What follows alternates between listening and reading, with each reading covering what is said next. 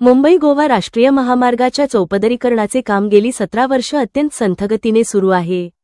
पहिल्याच टप्प्याच्या रुंदीकरणाच्या कामाचे 3-13 वाजले आहेत। त्यातच नागोठणे दरम्यानच्या रुंदीकरणाचे काम ठिकठिकाणी अपूर्ण असल्याने याचा फटका प्रवाशांना बसत आहे। या महामार्गावर सतत अपघात होत आहेत। यामुळे महामार्गाने प्रवास करणाऱ्या प्रवाशांचा जीव दिवसेंदिवस धोक्यात येत असून अनेक निष्पाप प्रवाशांचा बळी जात आहे। हा महामार्ग आणखी किती बळी घेणार असा प्रश्न प्रवासी, पर्यटक, नागरिकांमधून विचारला जात आहे। प्रवासी नागरिकांना काही ठिकाणी या महामार्ग रुंदीकरणाच्या कामाचा नाहक फटका बसत असून अनेक लोकांचे प्रवासात प्राण गेले आहेत। शुक्रवारी रात्री नागोठणेजवळील वणी गावचे रहिवासी अजय मांडलुस्कर यांचा अपघाती मृत्यू झाला। नागोठणे येथील रामनगर भागात आपल्या दुचाकीवरून प्रवास करणारे अजय मांडलुस्कर यांची दुचाकी घसरल्याने ते खाली पडले। दरम्यान याचवेळी तेथून जाणारे अज्ञात वाहन त्यांच्या डोक्यावरून गेल्याने अजय यांचा जागीच मृत्यू झाला।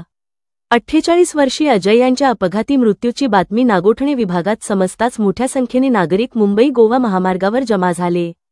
संतप्त जमावाने काही काळ मुंबई गोवा महामार्ग रोखून धरला। अजय यांच्या मृत्यूने नागोठणे विभागात हळहळ व्यक्त केली जात आहे। नागोठणे ते वाकण दरम्यान मुंबई गोवा महामार्गाचे चौपदरीकरणाचे काम सुरू असून या कामात कोणतेही नियोजन दिसून येत नाही। येथील रामनगर परिसरात एक बाजूचा रस्ता खोदून ठेवला असून त्याच रस्त्यावरून महाडकडे जाणाऱ्या वाहनांची वाहतूक सुरू आहे। या खोदलेल्या रस्त्यावरून प्रवास करताना वाहन चालकांना तारेवरची कसरत करावी लागत आहे। महामार्गाच्या कामात कोणत्याही प्रकारचे नियोजन नसल्यामुळे नियोजन शून्य कामामुळे निष्पाप प्रवाशांचा बळी जात आहे। या अपघातानंतर महामार्गाच्या ठेकेदारावर सदोष मनुष्यवधाचा गुन्हा दाखल करण्याची मागणी जनतेतून होत आहे। जनोदयकरिता महेंद्र म्हात्रे, नागोठणे।